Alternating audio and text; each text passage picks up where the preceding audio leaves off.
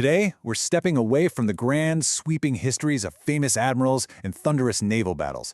Instead, we're going to do something a little different in this explainer.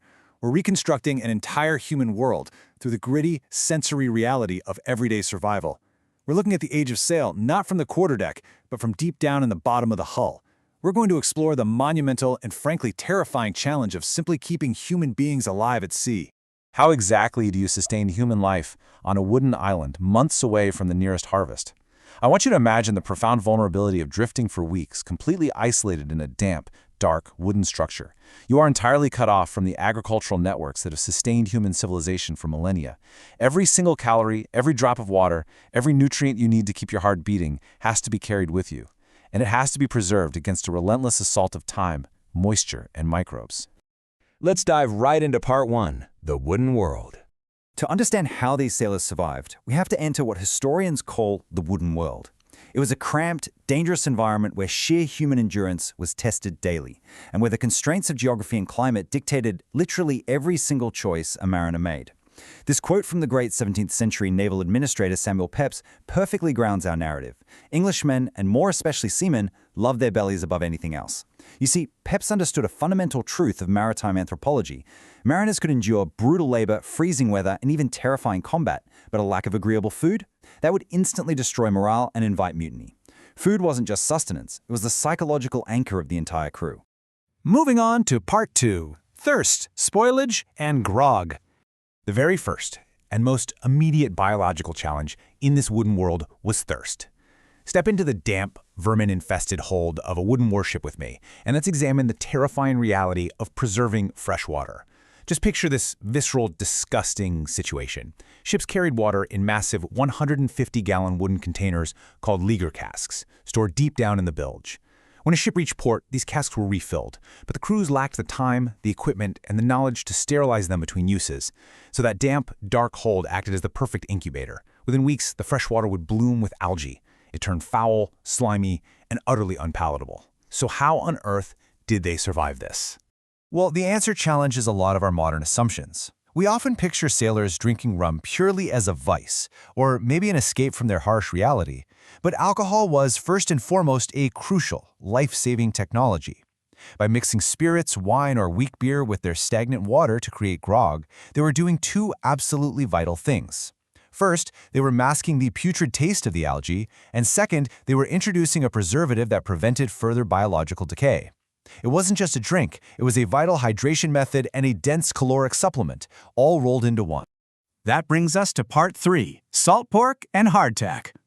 Hydration was really only half the battle. To halt the biological decay of starch and protein over multi-year voyages, all without refrigeration, European navies relied heavily on dehydration.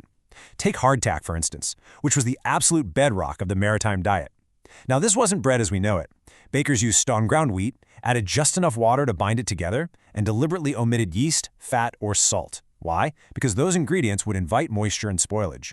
These thick slabs were baked in incredibly hot ovens and then cured in drying rooms for months. The result was a rock-hard, moistureless disc that could literally last for years. In fact, you often had to smash it with a heavy wooden pin or soak it in hot liquid just to avoid breaking your teeth. Life at sea was entirely governed by a strict chronological eating routine. The crew was divided up into messes of 4 to 8 men who pooled their rations and ate together.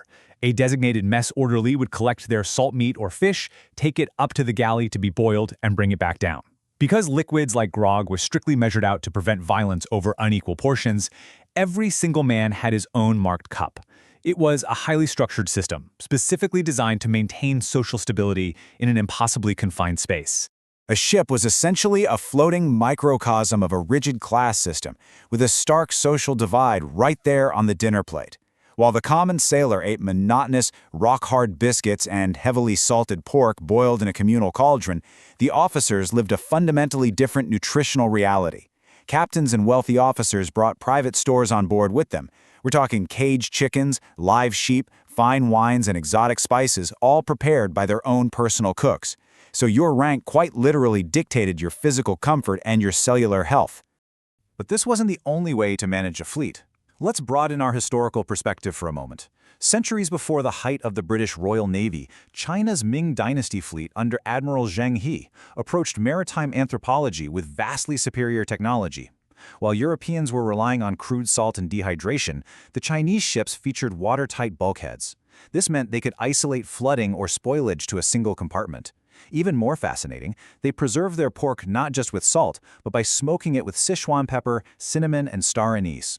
These spices actually contain natural antimicrobial essential oils that inhibit bacterial growth. It was just a fundamentally different and highly effective understanding of preservation. Part 4. Hearths and Floating Kitchens. Whether they were eating salt pork or spiced meat, it all had to be cooked, and this introduces one of the most massive logistical challenges of the era, maintaining a roaring fire inside a highly flammable wooden vessel.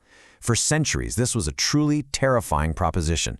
Early naval galleys relied on massive, crude brick hearths built deep down in the ship's hold. Imagine the acrid smoke choking the lower decks. Think about the immense structural strain that thousands of pounds of brick placed on the wooden hull as the ship pitched and rolled in heavy seas. And worst of all, imagine the constant, looming threat of a single stray ember, turning the entire ship into a floating inferno.